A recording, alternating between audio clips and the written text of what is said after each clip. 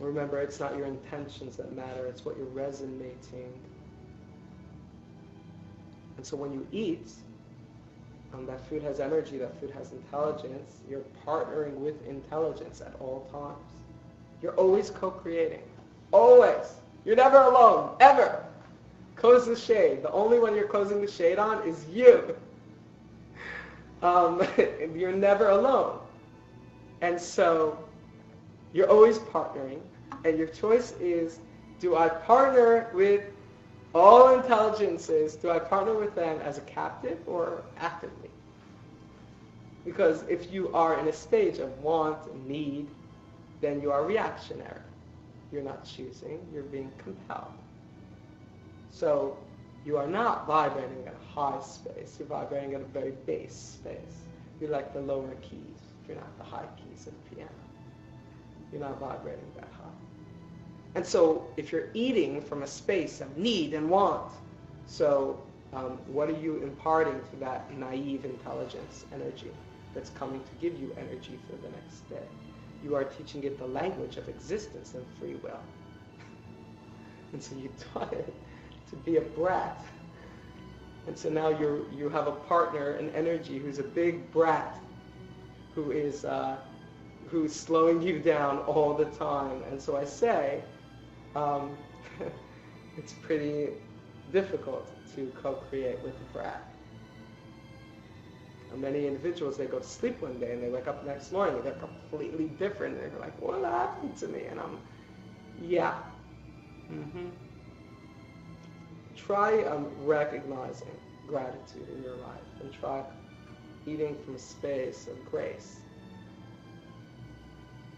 Try it a few days, see how it works.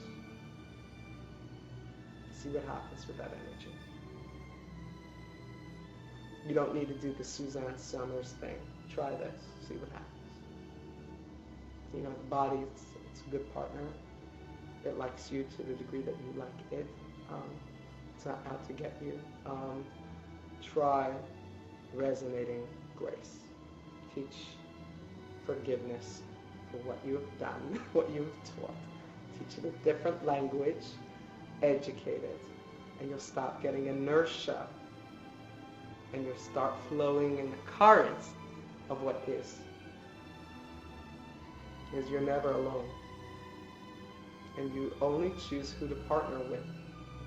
And that higher aspects of self that I mentioned earlier that stay behind, they're waiting. They're waiting. They talk to you through your dreams and they talk to you through your heart all the time. If you just listen and understand. Individuals, they go in meditation and prayer and they're like talking and praying and meditating and they don't bother listening. Just listen for a second. They know how to speak to you. They know your language because they are you. They are you. So listen what they have to say. They have a different perspective. They see it from a bigger space. And they will coax you along out of your fetishes into a more civilized space. An actualized individual that's unified with all that is. And so, regarding the question of contracts and karma, contracts and karma exist to the degree that the individual stands in judgment and shame of themselves. To the degree that the individual rediscovers the narrative of their existence and connects all the dots in a linear fashion, because you could be linear about it. Just bring everything into oneness. This one taught me who I am from within. This one taught me who I am from without. Helped prod me that way. That one helped push me that way.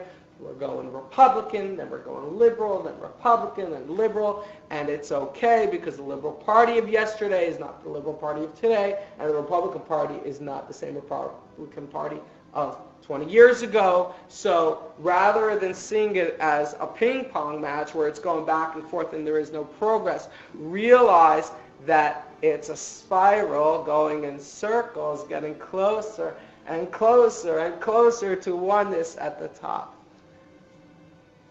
And if you focus on all creation, you'll see that that shape exists everywhere. Everywhere. It's called the Fibonacci. Right. What he discovered is a mathematical equation for this kind of spiral-like shape that exists everywhere. If you look at the back of a person's head, it exists how the hair grows out of their head. Galaxies go in the same shape. Flowers grow in the same shape. And if you get into the micro level, it's everywhere. It's all throughout creation. It's kind of spiraling from oneness and expanding out, or from perspective, they're expanding in. And it's everywhere, and it really is the essence of our minutiae of what we're dealing with here, is that we're not going back and forth. We are growing and expanding our perception closer and closer into an aligned oneness. And so in that space, aligned space of oneness, unconditional love without any judgment, there are no contrasts, and there is no karma.